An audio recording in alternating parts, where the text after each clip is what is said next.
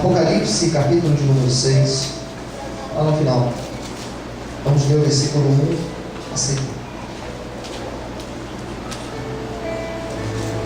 Apocalipse, capítulo de número 6.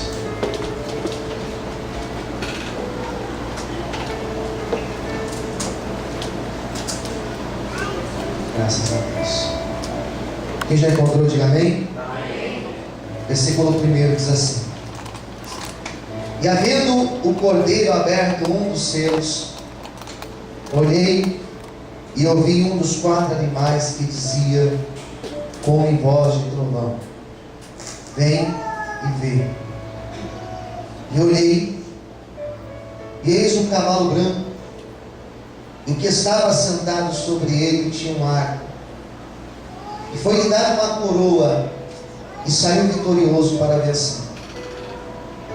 E havendo aberto o segundo selo, ouvi o segundo animal dizendo: Vem e vê.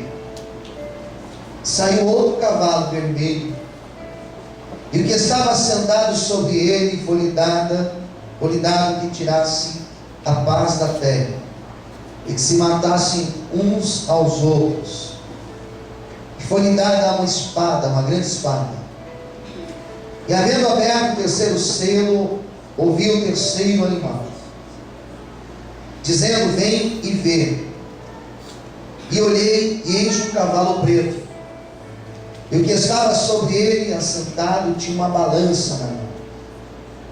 E ouvi a voz no meio dos 4 animais, que dizia: uma medida de trigo por um dinheiro, 3 medidas de cevada por um dinheiro, e não danifiques o azeite em vinho.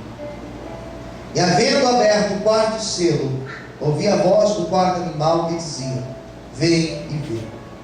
E olhei, e eis um cavalo amarelo, e o que estava sentado sobre ele tinha por nome Morte, e o inferno o seguia. E foi-lhe dado poder para matar a 4ª parte da terra com espada, com fome, com pestes e com as feras da terra. Vamos orar.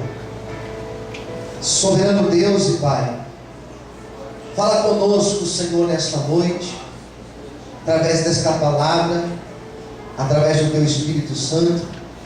Tira toda inquietação da igreja, toda agitação. Meu Deus, que o nosso coração possa estar aberto, possa estar sedento para ser ministrado por Ti nesta noite. Fala com a Tua igreja, Senhor, fala conosco. Usa a minha vida, meu Pai. É o que eu te peço e te agradeço, em nome de Jesus. Amém e graças a Deus. Vamos aplaudir bem forte, Senhor. Graças a Deus. Queridos, a grande complexidade de você ler Apocalipse é você tentar ler esse livro de forma linear. Apocalipse não é um livro escrito em uma espécie de ordem cronológica. Apocalipse não foi um livro escrito em uma espécie de uma linha reta, uma narrativa de fatos numa ordem cronológica. Não. Esse Apocalipse que nós conhecemos foi um livro dado ao apóstolo amado de Jesus, chamado João, quando ele estava exilado numa ilha na Grécia, chamada Ilha de Patmos. E ele estava ali, refugiado naquele lugar. E diz a palavra de Deus que ele teve as revelações do Apocalipse. Foram mais ou menos umas imagens que ele foi tendo, como se cortinas fossem se abrindo. Ele tivesse uma imagem de um quadro, e daqui a pouco aquela cortina se fechasse, e uma outra cortina se abrisse, e ele tinha ali uma visão, um outro quadro, uma outra cena, e ele narrava, e ele escrevia. Então o Apocalipse são quadros, são imagens que João teve, e ele tenta descrever. Você observa que quando você lê Apocalipse, não sei se você já teve experiência de ler, mas você observa a dificuldade que João tem para falar. Em alguns momentos ele não encontra uma palavra certa para dizer. E quando você não encontra uma palavra certa, você usa a semelhança. Então João, por alguns momentos, ele dizia: eu via algo que era semelhante a tal coisa. Eu tive uma visão, e essa visão era de um algo, e ele pensa nesse algo e não sabia como dizer, então ele usava essa comparação. É algo semelhante a um chifre de carneiro, é algo semelhante a um cavalo, é algo semelhante a uma águia. Então ele usa essa linguagem para descrever esses quadros ou essas cenas que ele estava tendo ao ler Apocalipse, as visões do Apocalipse. Então, quando você tem um livro que não está numa linha reta, quando o próprio autor tem dificuldade para expressar, sem dúvida, você está perante um livro muito difícil de se compreender. Uma outra complexidade deste livro é que nós precisamos ler, nós precisamos entender o que é literal, aqui nesse livro, e o que é uma figura de linguagem. O que de fato vai acontecer da maneira que está narrado aqui, porque é uma palavra literal, ou é simplesmente nós usamos a palavra alegoria, é uma metáfora. Aí está difícil então de nós compreendermos, porque se nós estamos perante textos que eu posso interpretar como literal, ou eu posso interpretar como figurativo, eu vou abrir para várias interpretações. E tudo aquilo que é aberto para várias interpretações, fica difícil de nós afirmarmos o que seja. Olha, isto é isto aqui, e não se discute. Então aquilo que eu vou falar nessa noite, o que eu vou pregar aqui nessa noite, alguns teólogos vão dizer, é dessa forma, é desse jeito mesmo. Porém outros vão dizer, não é bem por aí, é diferente, não é bem desse jeito. Aí se trata de um outro período histórico e não um período futurístico. Quem está entendendo, diga amém. Então existem pelo menos duas grandes linhas de pensamento para interpretar o Apocalipse. Alguns vão dizer, esse livro de Apocalipse trata do momento histórico quando o povo judeu estava vivendo um grande conflito com os romanos, período lá de 70 depois de Cristo. Então o Apocalipse, na verdade, quando aqui fala da grande tribulação, a grande tribulação foi o conflito que Israel teve com os romanos. Então é um livro que fala da persistência de um povo, da resistência de um povo e da esperança de um futuro melhor. É a linha, sobretudo católica, de interpretar Apocalipse. Eu falo que eu estudo na faculdade católica, é assim que eles interpretam. Porém, uma segunda forma de interpretar Apocalipse, que é talvez a mais aceita em nosso meio, é nós interpretarmos que trata-se aqui de uma revelação justamente sobre o futuro, sobre aquilo que vai acontecer. E é sobre justamente essa linha que eu quero comentar com vocês essa noite. Posso ouvir amém? Amém. Nós temos pelo menos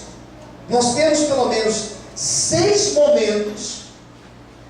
momentos na história, 6 momentos citados aqui em Apocalipse. Nós temos uma ideia, um prenúncio da volta de Jesus. Semana passada eu falei sobre os sinais do Apocalipse. Eu falei sobre os sinais do arrebatamento, sinais que nós já estamos vivendo e cada vez mais evidentes. Eu citei alguns. Falamos de terremoto, falamos do esfriamento do amor, falamos das pestes, falamos de diversos sinais que o Evangelho de Mateus vai citar.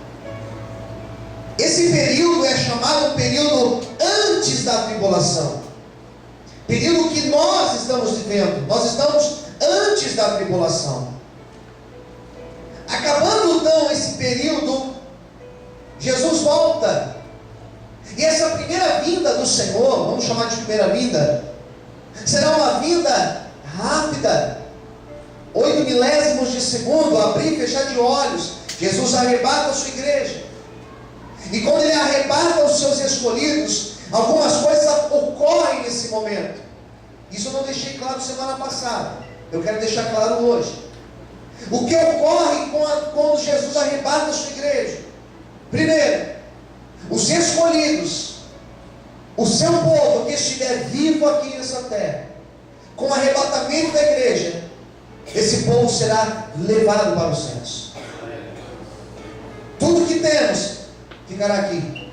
Seremos arrebatados, e diz a Bíblia que nos céus teremos os nossos corpos modificados, seremos transformados pela glória de Deus. Ou seja, a igreja será arrebatada. O que mais ocorre com o arrebatamento da igreja?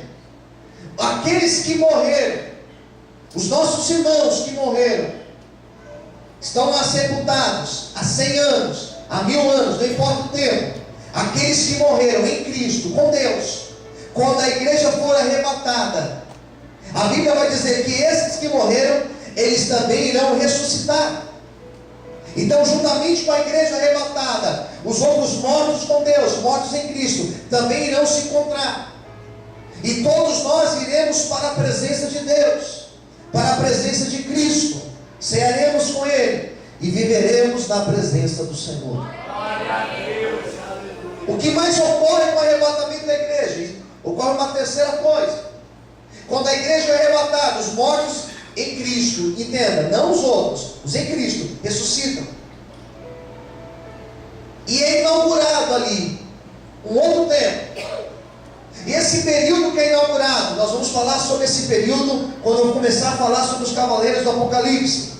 Esse período é chamado período de grande tribulação. Quanto tempo demora o período, pastor, da grande tribulação? Ele tem começo e ele tem dia para terminar. Nós não sabemos quando começa, mas quando ele começar, ele vai demorar, ele vai durar exatamente 7 anos, dividido em 2 momentos, 3 anos e meio e 3 anos e meio. Quem entendeu, diga amém. Amém. Então a tribulação, que é o segundo período, durará um período de 7 anos. Ao final dos 7 anos do período da tribulação, todas as informações estão dentro de Apocalipse. No final dos 7 anos, ocorre que Jesus, ele volta. E essa segunda volta dele será uma volta lenta, onde todos irão ver a glória dele. Todos que estiverem na terra, todos aqueles que sobreviverem no período de 7 anos da tribulação, esses todos irão ver Jesus Cristo vindo em glória. Jesus virá sozinho? Não. Jesus virá, e ele virá seguido com a sua igreja. Nós voltaremos com Jesus, não com esse corpo, mas já com o corpo glorificado. Quem entendeu, diga amém. Nós voltaremos, e diz a Bíblia que quando Jesus voltar, Satanás que estava solto será preso. E nesse momento começará um outro período histórico, chamado período do milênio. E esse período do milênio, o nome já diz, 1000 anos. Durante esses 1000 anos, Jesus reinará sobre a face da terra. Nós, como igreja, estaremos aqui reinando com Jesus. Diz a Bíblia que todas as armas de guerra serão transformadas em instrumentos agrícolas. Diz a Bíblia que os animais ferozes, eles serão transformados em animais domésticos. Nós iremos conviver, por exemplo, com os leões. Nós iremos conviver com onças, porque não vai existir maldade sobre a face da terra. Serão 1000 anos onde Jesus reinará neste lugar, e nós reinaremos com Ele. Quantos podem aplaudir e glorificar a Ele nesta noite? Aleluia. Acabam os 1000 anos. 1000 anos de século. O que acontece, pastor? Com 1000 anos encerrado, diz a Bíblia que Satanás é solto. Já me perguntaram várias vezes, pastor, mas por que Jesus solta o diabo de novo? Não pergunte para mim. Satanás é solto, e o livro de Apocalipse vai dizer o seguinte: ele é solto por um pequeno espaço de tempo. Quem entendeu? Diga amém. Ele é solto. E o que acontece quando ele é solto? Diz a Bíblia que ele, ainda assim, vai conseguir convencer alguns a seguir. Não me pergunte como, mas alguns ainda vão seguir. E quando esse Satanás é solto, ele consegue recrutar um grupo. E diz a Bíblia que juntamente com seus demônios ocorre uma batalha chamada Batalha do Armagedon. Existe um lugar lá na Palestina, um grande vale, onde dizem, alguns estudiosos afirmam, que justamente naquele vale, que é um grande descampado, você pode depois pesquisar na internet, é um grande descampado, dizem que justamente ali, geograficamente, aquele é o lugar onde João afirma ser o Vale do Armagedon, onde vai ocorrer a grande batalha do Armagedon. O que ocorre com a batalha do Armagedon? O que ocorre é que Jesus vence.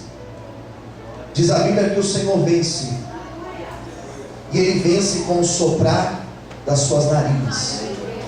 Um simples, Ele destrói todos os seus inimigos. Você pode aplaudir esse Jesus maravilhoso? O simples soprar das suas narinas.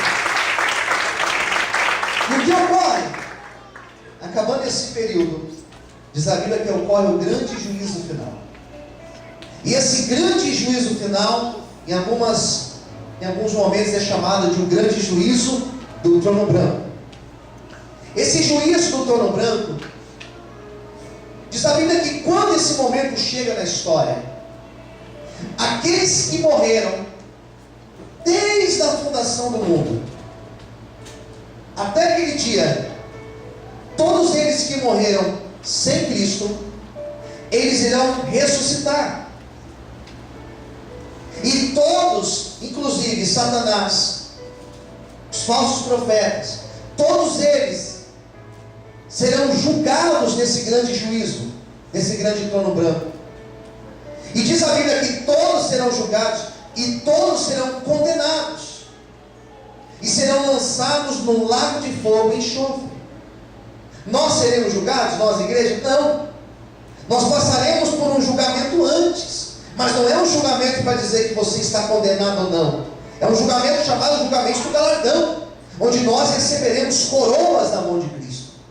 Esse julgamento aqui, do juízo final, não confunda. Todos que forem se apresentar perante o julgamento do juízo final, todos eles serão condenados. Todos eles serão lançados no lago de fogo e enxofre, no inferno. Ou seja, são esses períodos que eu acabei de citar para você, esses 6 momentos que Apocalipse vai narrar. Por isso que é um livro complexo. Porque você pode ler, você pode pensar, bom, trata-se do milênio ou da tribulação? Trata-se do momento dos primeiros 3 anos e meio ou depois dos 3 anos e meio? De qual momento que é? Por isso que não é tão simples entender Apocalipse. Nós vamos falar hoje do primeiro momento. Nós falamos semana passada dos sinais, e hoje nós vamos falar sobre a grande tribulação. Eu escolhi o texto, eu teria outros para falar, mas o texto que eu escolhi é o texto de Apocalipse, capítulo 6. Vamos ver as etapas. Apocalipse, capítulo de número 6, versículo de número 2. Esse é o primeiro momento. E olhei, e eis um cavalo. Qual é a cor que diz aí? Branco.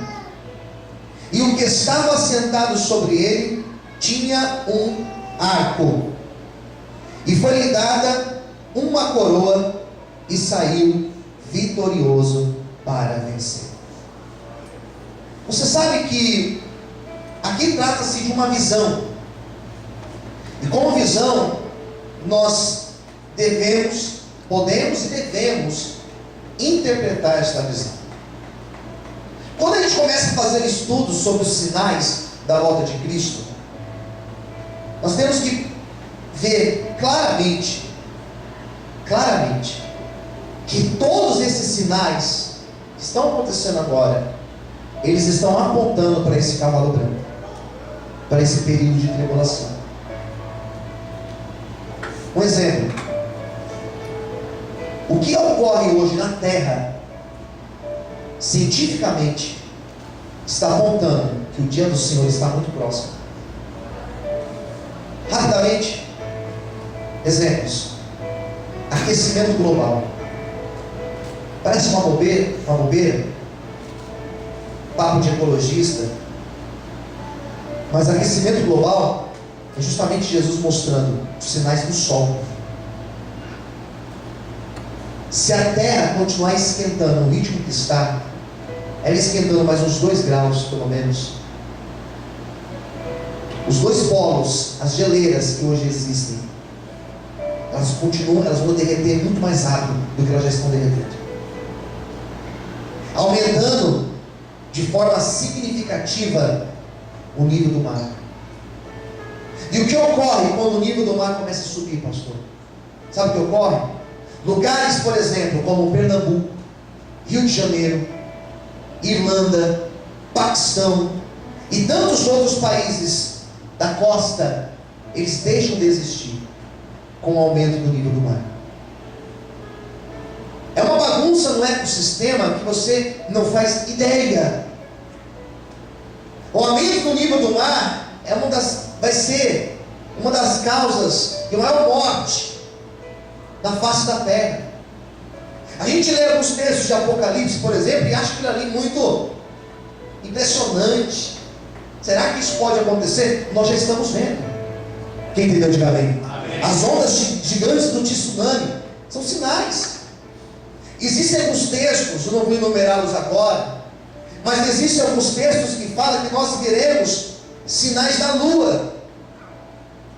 Se você não sabe, a Terra, ela está no eixo perfeito.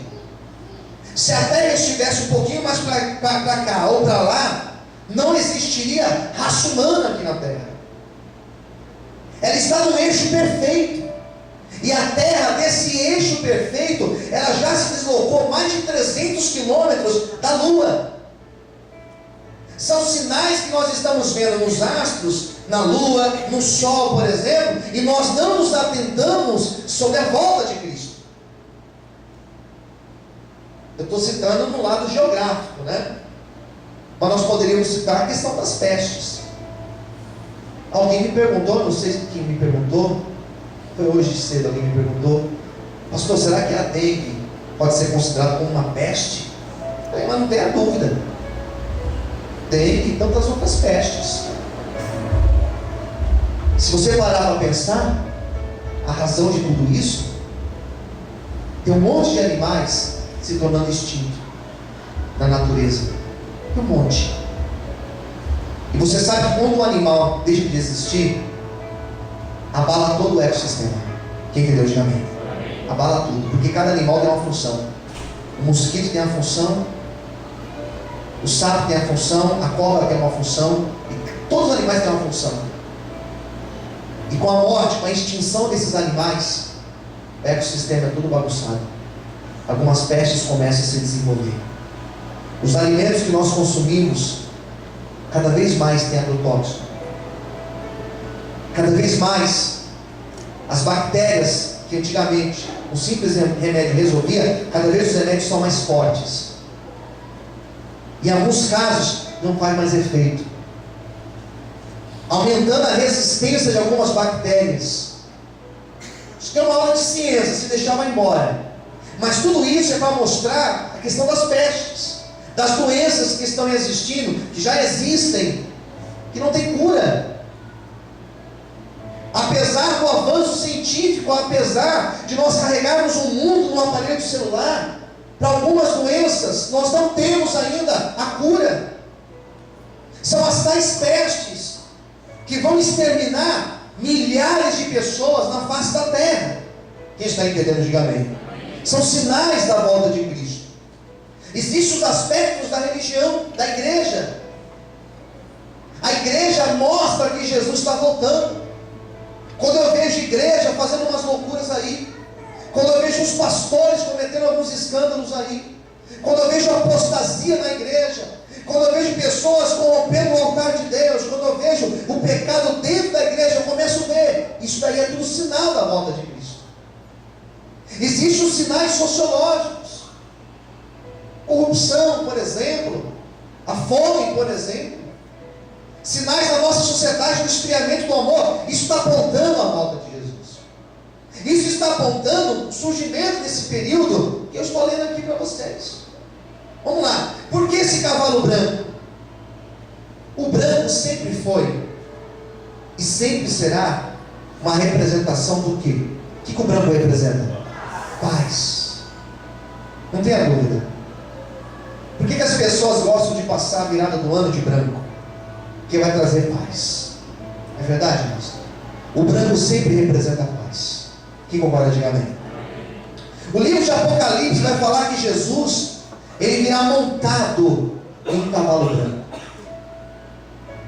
Ele virá montado no cavalo branco. Não é esse cavalo aqui do capítulo 6, é um outro.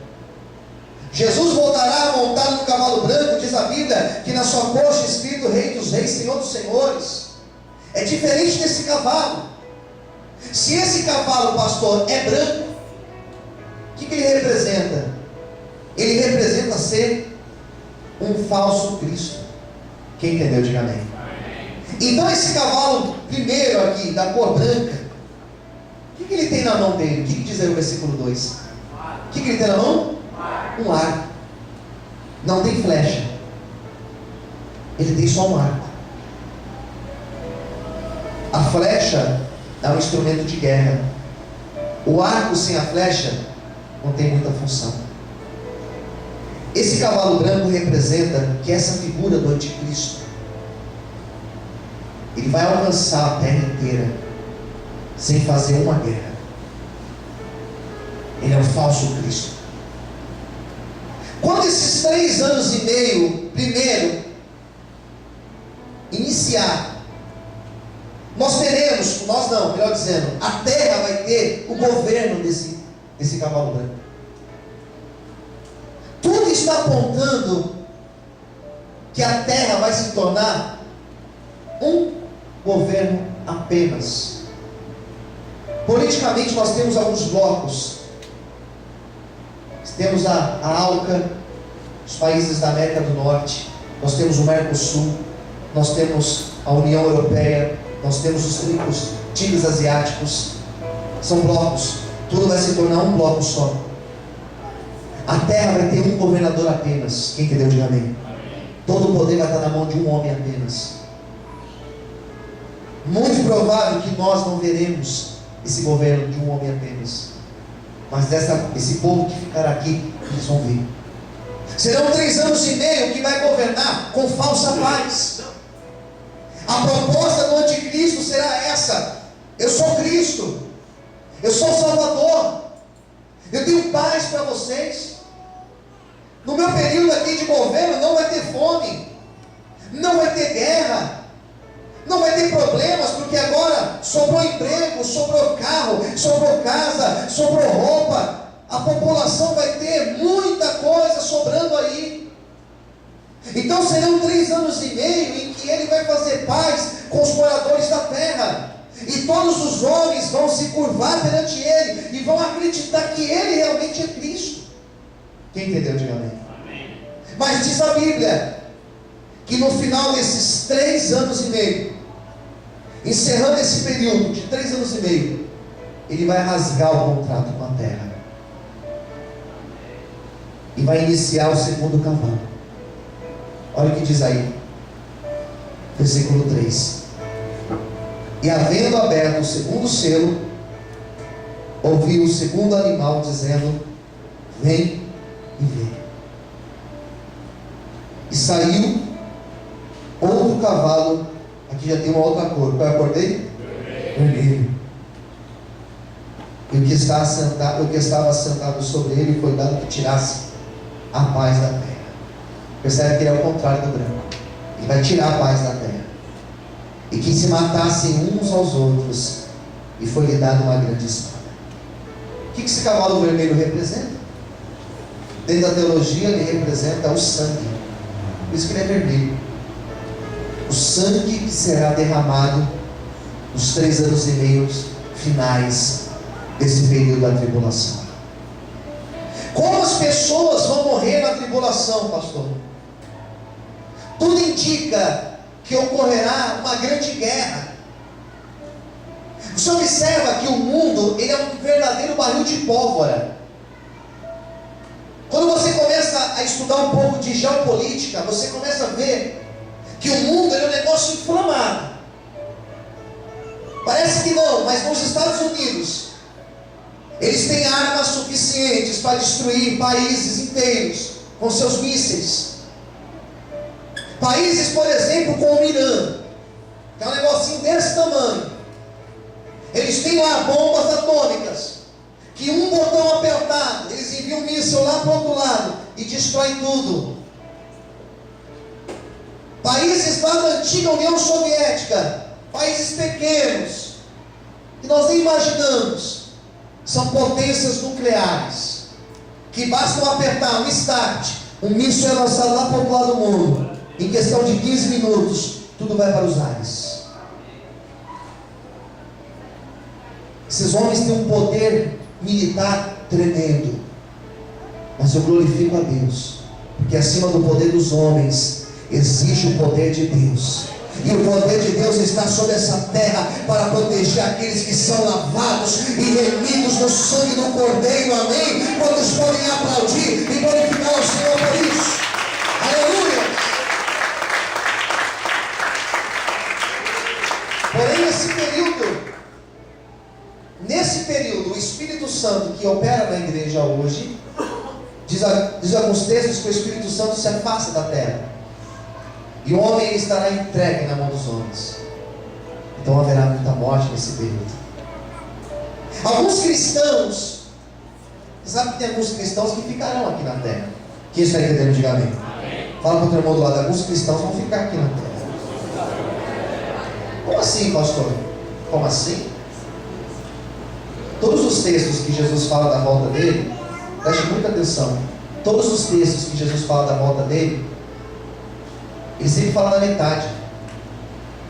Eram 10 virgens, 5 loucas e 5 prudentes. Quantas foram? 5. 2 vão na cama, um casal na cama, um vai, o outro fica, sempre na metade. Vamos supor que se Jesus volta hoje, só a metade dos cristãos vão embora, e a outra metade fica aqui para pregar, fica aqui para pagar o preço. Nesse período da tribulação, aqueles que ficaram, eles terão consciência do que estará acontecendo. Conhece a Bíblia? Eles vão desejar morrer, e de muitos a morte irá fugir. Quem entendeu, diga amém. Porque será um sofrimento absurdo. Diz a Bíblia que pedras cairão do céu no peso de 25 quilos, saraivas cairão do céu, doenças, mortes, fome. Então muitos vão dizer: eu queria morrer, mas a morte fugirá desses. Haverá muitas mortes com guerras, muita violência nesse período. Existe aqui um terceiro, vamos correr, senão não dá tempo. Existe então um terceiro aqui, olha o que diz a continuação, versículo de número 5. E havendo aberto o terceiro selo, eu ouvi o terceiro animal dizendo: vem ver. E olhei, e eis um cavalo. Qual é a cor dele? Preto. E olhei, e eis um cavalo preto, e o que sobre ele estava assentado, ele tinha uma balança na mão. E ouvi uma voz no meio dos 4 animais que dizia: uma medida de trigo por um dinheiro, 3 medidas de cevada por um dinheiro, e não danifiques o azeite e o vinho. Tudo isso aqui, fome, a fome que nós temos hoje na terra, não se compara com a fome desse período. Mas é incrível que tudo já está mostrando, tudo que nós estamos vendo hoje sobre fome, já está mostrando que esse dia aqui está chegando. Quem entendeu, diga amém. Bilhões, estou dizendo bilhões de pessoas estão com fome nesse momento. Pessoas espalhadas na face da terra. Bilhões de pessoas já sentem fome. O que vai acontecer nessa época aqui será uma inflação tão grande, que alguns nesse período terão dinheiro, mas não terão alimento para comprar. Isso já ocorre em alguns países? Já ocorre. Alguns países que têm dinheiro, mas não têm alimento. Você quer ver um exemplo? São Paulo. Nós temos dinheiro, é uma cidade rica, mas é a crise que nós estamos vendo de água. E se acabar a água, pastor? Se acabar a água? A gente vai dar um jeito, a gente vai dar um jeito, a gente vai dar um jeito, a gente dá um jeito, arruma um jeito ali. E está até agora falando, vai arrumar um jeito. Mas se falta água, acabam as plantações. Quem entendeu, diga amém. Fome, vai ter dinheiro, mas não vai ter comida. O período da tribulação vai ser um período onde pessoas passarão fome. Fome terrível. Olha o último cavalo aqui, o cavalo amarelo. Versículo de número 6. E ouvi uma voz no meio dos 4 animais que dizia: uma medida de trigo por um dinheiro. Que eu já li. Versículo 7. E havendo aberto o 4º selo, ouvi a voz do 4º animal que dizia: vem e vê. E olhei, e eis um cavalo amarelo. Em algumas Bíblias vai dizer esverdeado. Um cavalo amarelo, e o que estava sentado sobre ele tinha por nome, qual o nome diz aí? Morte. E o inferno o seguia. E foi-lhes dado poder para matar a 4ª parte da terra, com espada, com fome, com pestes e com feras da terra. Esse 4º animal aqui, da cor amarelada, cor pálida, representa a morte. Esses 4 cavalos serão liberados, vou usar essa expressão, no período de 7 anos da tribulação. O branco nos primeiros 3 anos e meio, e esses 3 últimos nos últimos 3 anos e meio. E a grande marca da tribulação é a marca da morte, onde as pessoas vão morrer. Hoje, para você ser salvo, o que eu faço para ser salvo hoje, pastor? Levanto minha mão e aceito Jesus como Senhor da minha vida. Quem entendeu, diga amém. O que eu faço para ser salvo? Levanto minha mão, aceito Jesus. Somos salvos pela graça. Tenho uma vida com Jesus. No dia que eu morrer, ou no dia que ele arrebatar a igreja, vamos morar no céu. O que vai acontecer nesse período de 3 anos e meio final, ou 7 anos de tribulação? Algumas pessoas me perguntam: pastor, vai ter salvação nesse período? Como que vai ter salvação? Não é o Espírito Santo que convence a pessoa a aceitar Jesus e se converter e mudar de vida? Sim ou não? Sim.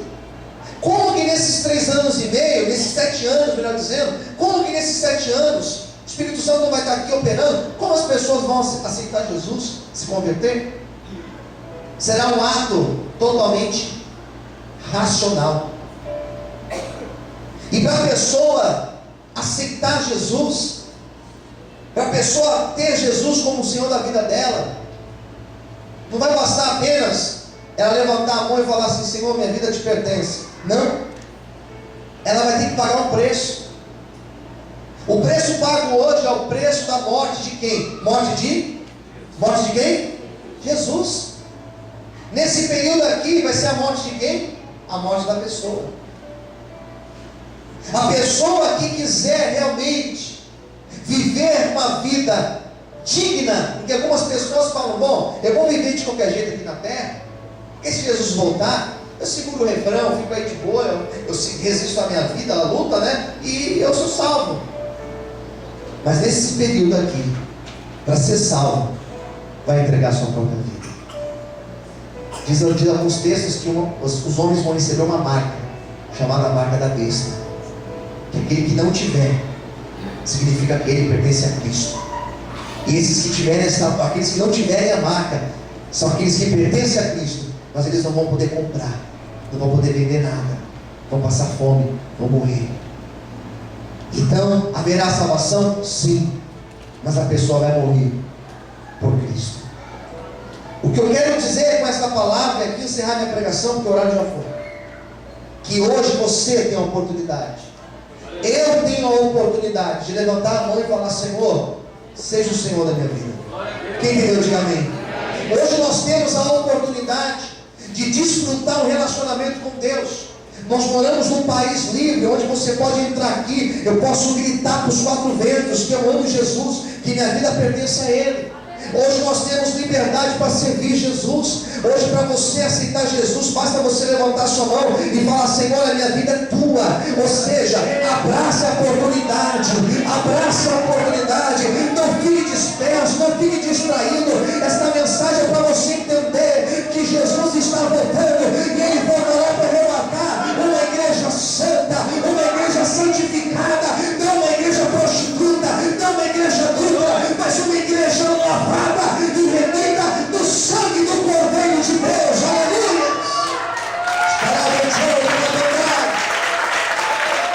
Será que você pode aplaudir o Senhor nessa noite?